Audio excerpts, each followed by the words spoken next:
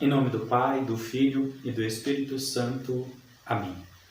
A graça de nosso Senhor Jesus Cristo, o amor do Pai e a força que nos vem do Espírito Santo esteja sempre conosco. Meu irmão, minha irmã, vamos iniciar mais um momento de estudo, mais um momento de reflexão sobre o Evangelho de São Mateus. Nesse vídeo, nós iremos refletir e você vai ficar surpreso a respeito de algumas realidades. Por exemplo, sobre quem escreveu o Evangelho de São Mateus, bem como qual é a realidade da comunidade para a qual esse texto é escrito. Por isso, se você ainda não é inscrito, se inscreva aqui nesse canal, recomende para os seus amigos, para o pessoal da sua paróquia, da sua família, porque com certeza é um conteúdo que pode sim ajudar na nossa formação, que pode sim nos ajudar a crescer um pouco mais na nossa experiência de fé. No vídeo anterior, que eu vou deixar o link aqui na descrição desse vídeo, nós ouvimos falar a respeito de por qual razão o texto foi escrito, né? E aí a gente refletiu um pouco sobre isso. Agora nós vamos conversar primeiro sobre para quem esse texto foi escrito. Como eu falava no vídeo anterior, o texto é dirigido a uma comunidade em vista de um ensinamento. Mas que comunidade é essa? Quem eram? Qual era a realidade que essas pessoas viviam? A comunidade de Mateus é uma comunidade já experiente, a segunda ou terceira geração dos cristãos. Mas que história é essa, fraterna? Acontece, meus irmãos, que em vista de definir os grupos, ou mesmo de estudar essa composição da vida cristã, percebe-se que a primeira geração dos cristãos é qual? Aquela que conviveu diretamente com Jesus Cristo, que são os 12, e grupos que se reuniram ali, que se fizeram discípulos do Senhor. A segunda geração são aqueles que receberam os ensinamentos dos apóstolos.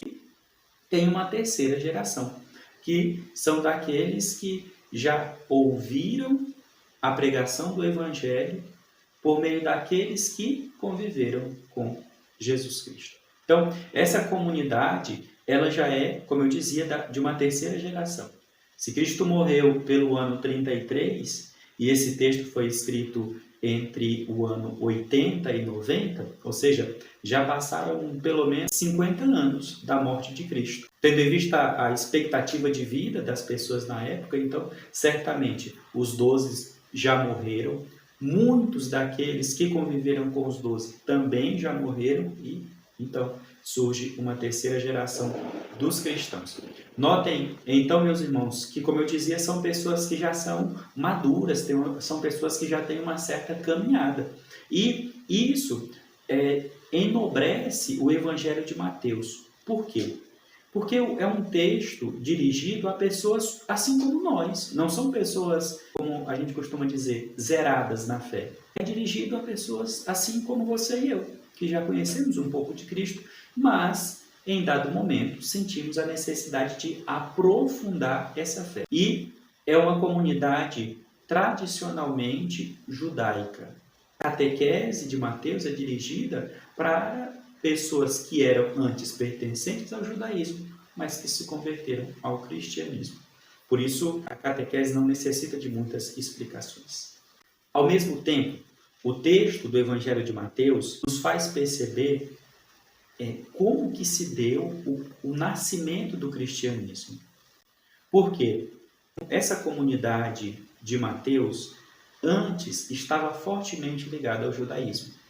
Todavia, devido àqueles ataques dos judeus que queriam fazer com que essa comunidade voltasse ao seio da religiosidade judaica, os líderes da comunidade percebem que é momento de fazer uma ruptura. E aí, por isso, eles escrevem o texto, como já falamos no outro vídeo. E, ao redigir esse texto, convencendo as pessoas a respeito da veracidade do cristianismo, do messianismo de Jesus, bem como do seu testemunho, a comunidade faz essa ruptura. A comunidade se desloca do seio do ambiente judaico e começa a fazer o seu próprio caminho. Tudo isso, como eu dizia, é comprovação de um nascimento do cristianismo. O Evangelho de Mateus, uma outra característica que ele tem, é que, ao mesmo tempo em que Jesus Cristo e os discípulos na sua missão, tentam privilegiar a Jerusalém ou os judeus, e isso fica claro, por exemplo, em Mateus 15, 24. Jesus parece ter uma predileção pelos judeus. Ao mesmo tempo, em capítulo 10, nos versículos 5 e 6, Jesus parece indicar que os discípulos devem priorizar as comunidades judaicas. Ao mesmo tempo que há essas características, o final do Evangelho, no capítulo 25, nós notamos que Jesus, de modo muito claro, envia os discípulos para pregarem a outras nações. Então, isso faz com que nós notemos que o Evangelho, ao mesmo tempo que busca fortalecer o cristianismo como uma continuidade do judaísmo, e tendo nele seu pleno cumprimento, ao mesmo tempo compreende que o Evangelho é universal. Não é destinado só ao povo judeu, mas sim a todos aqueles que acolhem Jesus Cristo. Ao mesmo tempo, o Evangelho de Mateus é uma grande motivação. A comunidade passa por perseguições. Perseguições dos judeus, mas também perseguição por parte de grupos pagãos. A comunidade vive numa realidade de conflito. E quando o Evangelho é redigido e é enfatizado a realidade da cruz de Cristo, isso se torna uma motivação para que a comunidade persista na vivência do Evangelho, não obstante as adversidades. Um outro ponto para a gente tratar nesse vídeo é sobre a autoria do Evangelho de Mateus. Quando a gente trata dessa temática, é sempre importante a gente ter o nosso coração muito, muito aberto, porque nós estamos tendo contato com um texto antigo, que é pautado, redigido e pensado segundo regras e leis muito diferentes da sociedade presente. Diante disso, eu destaco os evangelhos, e de modo especial o Evangelho de Mateus, até a metade do segundo século, ele sequer trazia um título. Somente no século II é que colocam esse nome, Evangelho segundo São Mateus. Até então, era de um autor anônimo. Tradicionalmente, ficou atribuído a esse personagem, Mateus. Dentro do Evangelho, ele é citado por 2 vezes. Em Mateus 9:9, acontece o chamado de Levi, um cobrador de impostos, que a tradição também o nomeia como Mateus, e depois, em Mateus 10:5, apresenta Mateus, ou Levi, na conta dos 12 apóstolos. Todavia, a gente sabe que, pelo próprio texto, Mateus talvez tinha mais condições de ser o tesoureiro, né? O econômico do grupo, que o escritor, porque Mateus era cobrador de impostos. Mas a tradição atribui a autoria desse texto a esse apóstolo Mateus em razão de um depoimento de Eusébio de Cesareia, que no ano 323, 325, redigiu uma obra intitulada A História Eclesiástica. E no livro, Eusébio de Cesareia afirma Mateus como sendo o autor desse evangelho e também diz que ele foi escrito em hebraico e depois traduzido para o grego. Todavia, as análises permitem perceber que o texto não oferece nem afirmações históricas, nem tampouco linguísticas que comprovem essa afirmação de Eusébio de Cesareia. Ou seja, o texto foi escrito originalmente em grego e sim depois traduzido para um hebraico, mas originalmente ele é redigido em grego. E o que nos faz nos dar conta disso? A própria redação do texto, dos textos originais, analisados e estudados por especialistas, fazem perceber que o texto original foi escrito em grego. Ao mesmo tempo, como eu falava, a comunidade e também o autor é da segunda geração dos cristãos. Como também que a gente sabe disso? O texto, o que é debatido no texto indica isso. Quando a gente faz uma análise de um texto bíblico e ele é colocado de alguma forma em paralelo com outros textos, percebe-se que no Evangelho de Marcos é debatida uma questão.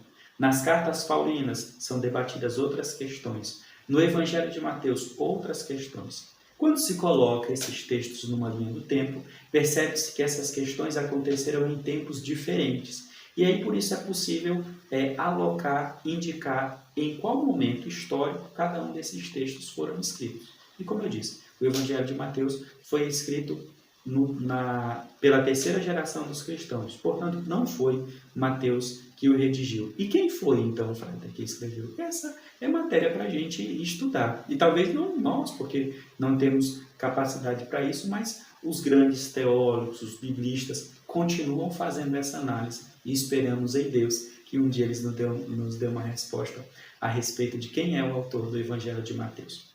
O fato é que o autor é alguém com uma boa formação, que conhece muito bem a tradição judaica, que conhece muito bem o grego, porque o Evangelho de Mateus é muito bem escrito, é uma teologia muito bem elaborada. E também, a pessoa que ele escreveu, ela tinha confiança da comunidade. Por quê? Ao redigir o texto, atribui-se o nome de Mateus, né? Ou seja, atribuir o nome de Mateus a esse texto, ou seja, colocar Mateus como autor, isso dá autoridade ao texto. Isso faz com que ele se torne mais aceito pela comunidade. E o hábito de redigir um texto e colocar como autor uma figura ilustre era algo típico daquela época. Era algo típico da tradição literária dos primeiros séculos. Não era um tipo de desonra ou plágio, como a gente pode pensar hoje, mas ao contrário. Era uma forma de tentar atualizar o pensamento daquele que já havia morrido. A teologia do Evangelho de Mateus ela é extremamente rebuscada, bem elaborada, como eu afirmava antes. Por quê? Porque, ao redigir esse texto, Mateus pretende refutar, sim, aquela teologia que era elaborada pelos judeus da escola de Jâmnia, que tentavam conquistar os cristãos para voltarem ao judaísmo. Para ele poder contrapor essas pessoas, que eram estudiosos, que estudaram bastante a tradição judaica, o autor do Evangelho precisou escrever uma teologia muito bem feita para poder fazer com que os cristãos permanecessem, não obstante esses ataques, esses assédios dos judeus.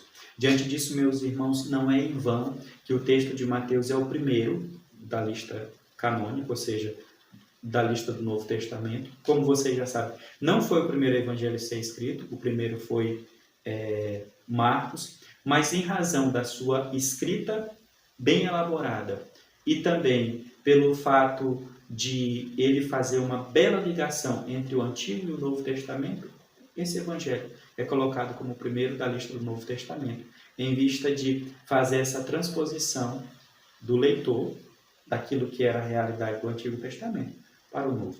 Assim, meus irmãos, a gente vai percebendo a riqueza e a maravilha que é esse Evangelho de Mateus. Até a próxima.